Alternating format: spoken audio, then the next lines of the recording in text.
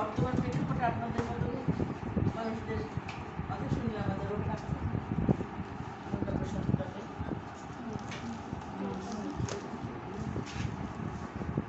আপা, আপনার এখানে যে আমরা সবাই আসছি, আপনার কেমন লাগছে? আমরা অনুভূতিটা জানতে চাচ্ছি। ভীষণ ভীষণ ভালো লাগছে, আনএক্সপেক্টেড। আমি তো আশাই করিনি তোমরা ভুল করে হলেও আসবা। না ভুল না, শিলু অনেকদিন থেকে বলতেছে। শিলু বলবে কেন, আপনারাও তো বলেছেন। আমরা বলছি, তারপরে শিলু বলছে কি এইবার ফেব্রুয়ারিতে আপার কাছে আমরা যাবো, আপাকে সম্বোধনা দেবো। শিলু অনেক আগেই বলছে আমাকে। এখন তাদের উদ্দেশ্যে একটু কিছু বলেন, যেহেতু সবাই এসছে তো আপনার জন্যই, আপনার কাছে কিছু কথা শুনতে চাই আপা। জি আপা, আপনি উপদেশমূলক কিছু কথা বলুন। উপদেশ হলো, জি আপা। বহু উপদেশ দিয়েছি তো, আর কত উপদেশ দেবো? তারপর বলেন ভালোবেসে সংজ্ঞার জন্য আমরা সবাই একসাথে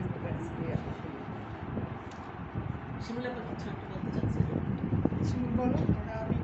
আমি আপনার যেটা বলতে চাচ্ছিলাম যে আসলে আমরা এমন একটা ক্রান্তিকালে এসে দাঁড়িয়েছি যে আজ আমি ভাষা শহীদদের প্রতি শ্রদ্ধা জানাতে পারছি না। এখন আপনাকে দেখে আমরা অনুপ্রাণিত হই। আমরা কীভাবে সামনের দিকে আগালে আমাদের শহীদদের প্রতি শ্রদ্ধা জানাতে পারবো, আমরা আমাদের অবস্থানে থাকতে পারবো, সেই বিষয়ে যদি আমাদের কিছু বলতেন। আমাদের শহীদরা কি কাগজে কলমে হারিয়ে যাবে, এটাই আমাদের কষ্ট। মন খারাপ করার কিছু নেই, সব কিছুটাই সহ্য করে নিতে হবে এবং সব সময় সব খারাপ সময় যাবে না, আবার ভালো সময় আসবে। আপা, ওনার কথা তো শুনলেন, ওনার যে মনের কথাটা আপনাকে বললেন, জানালেন, তার একটা আর্জি জানালেন আপনাকে, আপনি এই উদ্দেশ্যে কিছু বলুন। ওটা তো তুমি বাইরে দিতে পারবে না, খালি খালি আপা ছোট্ট মনের একটা কথা আপা, আমার নাতি বলছে কি দাদু ভাষা সৈনিকরা তো সব মারা গেছে, তাহলে কোথায় তুমি ভাষা সৈনিক পেলে? তা আমি বললাম আমার একটা আপা আছে ভাষা সৈনিক। তা ওনার গায়ে গুলি লাগেনি, নিয়ে আসতে চাইছিলাম তো ওদের ব্যাচটা আসলো না। আমি বললাম আপারে দিয়ে ওদেরকে কিছু বলাবো। আর আমার নাতনি জিকরায় নিয়ে আসছে ভাষা সৈনিক আপারে দেখানোর জন্য। ভাষা সৈনিক দেখো কেমন দেখা যায়, তার দেখানোর জন্য নিয়ে আসছে।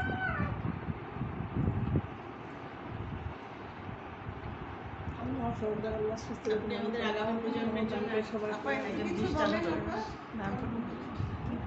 একটু দোয়া করেন আমাদের জন্য। সবাই সততার সাথে কাজ করতে হবে, এই আর কি। দেশের জন্য, ভাষার জন্য।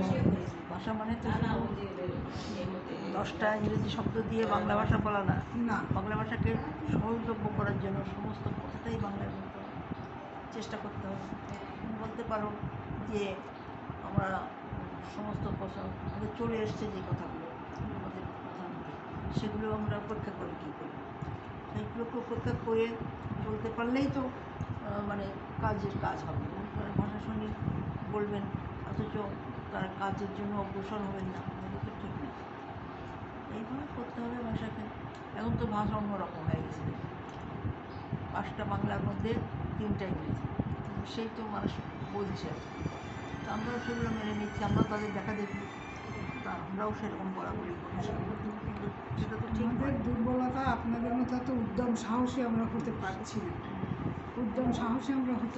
না, আপনারা যেমন বন্দুকের সামনে যে দাঁড়িয়েছিলেন, আমরা বন্দুকের গুলি শুনলেই সরে যাই, এখানে এটাই আমাদের বড় দুর্বলতা।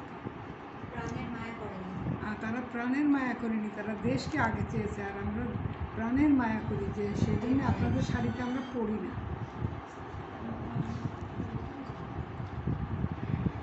দোয়া করে দেন যেন সবাই ভালো লিখতে পারে।